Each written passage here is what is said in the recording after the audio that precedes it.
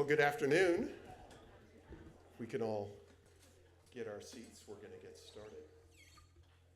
My name is Pete Peterson, and I am Dean here of Pepperdine School of Public Policy, welcoming you here to the beginning of our conference, The American Project Toward a Conservatism of Connection.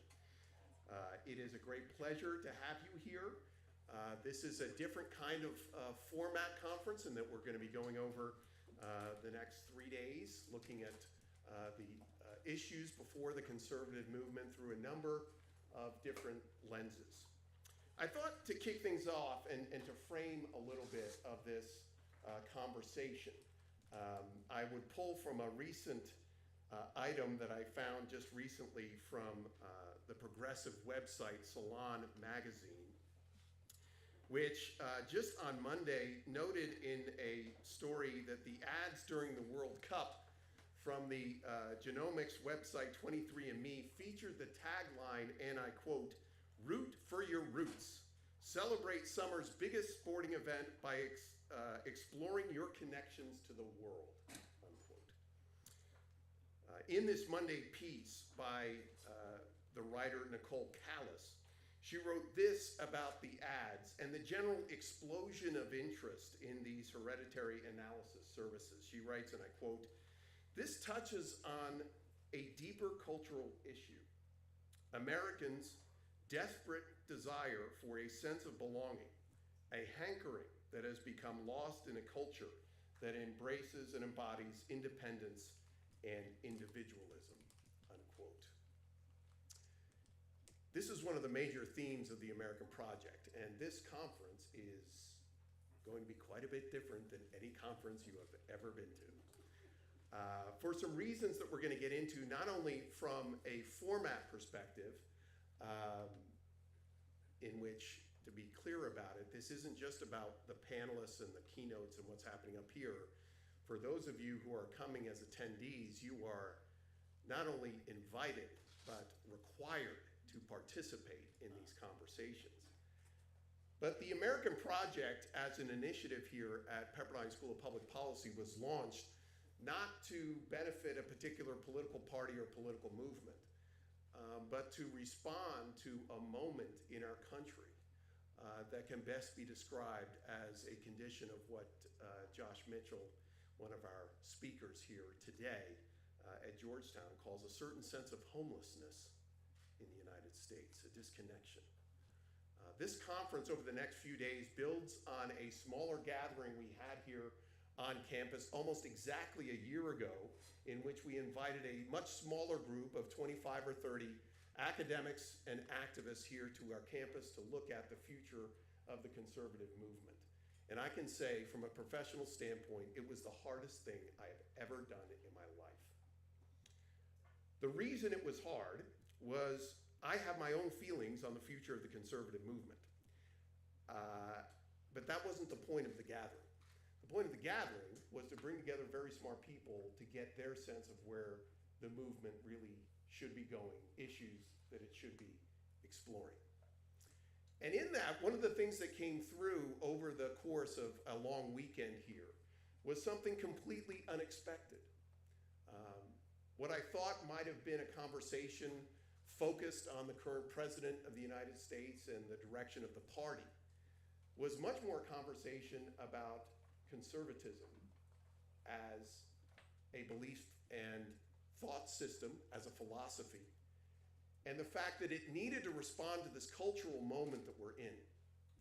That this political moment we're in is actually a response to the cultural moment that we're in. And so the point of the American Project, and why we titled this particular conference Toward a Conservatism of Connection, and we'll be defining that term coming up, is to look specifically at how conservatism can respond to this cultural moment. Of course, there will be policy and political implications to our conversations. But I think it's important to go back to really what the foundation for this particular next 3 days is going to be about. And that's to explore, remember, and project and look forward to a conservatism that was very much focused, is very much focused on the defense of institutions as points of connections in an increasingly alienated country and world. The American project itself is a distillation of the things that make America unique. And in talking about these different issues as they relate to the American project, this is really meant to be an invitation, not something that we own. We do not own the American project. We discuss it and invite others to connect to it.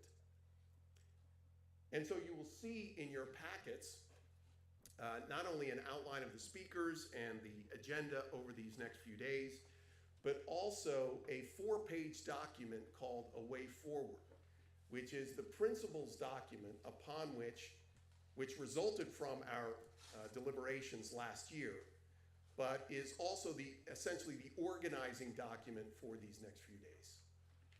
And so if you have not seen it on our AmericanProject.org website, I invite you now, and certainly through the rest of the afternoon, we'll have a conversation here and another panel and then a break before our first dinner evening keynote with Dr. Victor Davis Hanson. But this is why we are here. And this is the set of conversations and principles that we are going to look to explore. So I just want to close before throwing it over to the co-director of the American Project, my friend Rich Taffel, why it's important that we are hosting this conference here at the School of Public Policy. I think it's fair to say that there's not another graduate policy school in America that cares about any of these things. We are in our 20th year as a graduate policy school, launched in 1997. And the thing that really makes Pepperdine different as a graduate program is our focus not only on the quantitative aspects of public policy, but in the historical and philosophical underpinnings of all the public decisions that we make.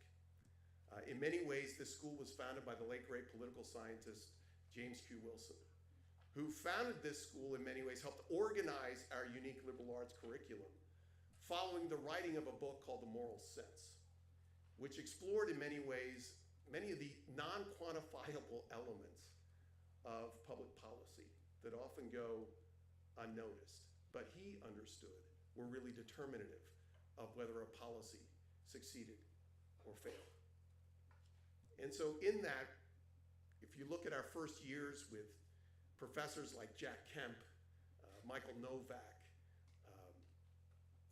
Kevin Starr, the historian, what's made this school unique has been a more comprehensive approach to a subject that always is treated in purely quantitative terms. And I think if you look at our politics today, there is nothing here that's really quantifiable.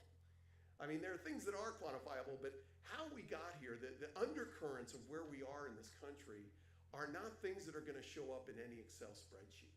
They are things that are based in history and culture. And even looking at the primary results last night from some of the elections around the country, we are going through a serious questioning of who we are as Americans and what are the major political forces and political beliefs and belief systems in the country. So we're very honored to be the host site for this.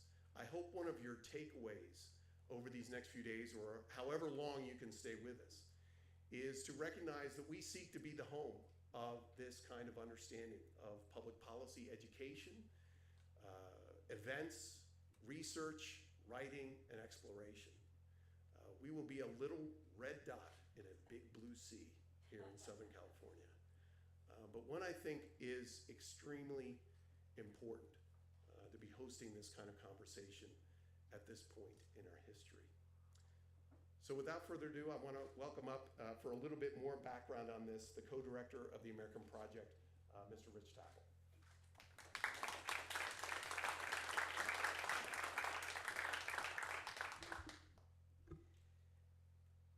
I just want to say I think the most important thing we can do right now in this country is have a conversation.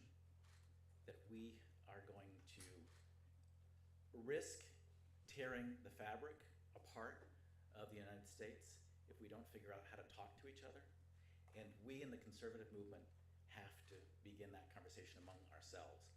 I got involved with this about 8 years ago when a group of business leaders came to me and said, I'm a conservative, I'm Republican, and I am really confused about what's going on. And the word homelessness kept coming up. I feel homeless right now. My ideas aren't fitting in anywhere. I don't know what's going on. Who's talking about this? And they informally gathered. And we said we need to do this on a formal basis. And to accomplish that, to have a conversation, you have to have the right host. And we were really blessed that some amazing hosts stepped forward. Laura Marinsani from the Democracy Fund is a good example of the Democracy Fund stepped up and said, we will help fund something like this. Without that hosting ability, this wouldn't have happened. And then we did look all over the country. Who could best host a conversation like this? And Pete's right. Pepperdine was by far and away the only place that could really hold this conversation. And I say that as somebody from the East Coast and have come to know and respect Pepperdine the more I've had a chance to work with the school. And the school is blessed right now with a unique dean, Dean Peterson, who for the last 2 years we've been on email back and forth almost daily to produce these two events. And he's just a wonderful person. But this school is the great host, and you need the spirit of hospitality that it takes to say, I don't need people to come here to agree with me. I need people who will civilly share their ideas and listen to each other. And Pepperdine has done that. An unsung hero today is Melissa Espinoza, who you may know or not know, but I just want to give her a round of applause. Is Melissa here? There she is. That is the hostess that makes this all happen. Behind the scenes, and also the beautiful virtue of humility behind the scenes that pulls it together. So we're up here talking, but Melissa, thank you so much for really creating the table where a conversation can be had. So I really appreciate all that you have done. And then I want to thank all of you. I would just reiterate what the dean has said. This is not a conference of know-it-alls telling you this is the way forward. We have the answers. You need to get in line. It is not that type of conference. It is, we are in an incredible period of flux and change and frankly chaos in our culture on many fronts. And the best answers are going to come from all of us. And that can only happen if we listen. So it's going to be very critical to the dean's point that if you're in the audience or you're on the panel, you're part of a conversation. Very often people say, no questions from the audience. We actually want questions from the audience. We want people, sometimes they say no statements from the audience. We want statements from the audience. A little different, it's a conversation. We came into the event last year with a very open mind, and where it went was completely unplanned. This concept of loneliness and homelessness came out of the conversations. What will come out of this event after a couple days, I cannot tell you, because it is not programmed to end with the end in mind. It is programmed to bring the wisdom of all of you that are here to this conversation. And if we can start patterning conversations again, we can really build back our country again, because we have to do this not just among conservatives, but we have to do it with the left and the right and as Americans. We've got to restore the ability to have a conversation, and that's what you're part of. So thank you all for coming. Thank you for the panelists for flying in from all over the country to be part of it. Couldn't be more proud and honored to be part of what you're doing. So thank you all for coming.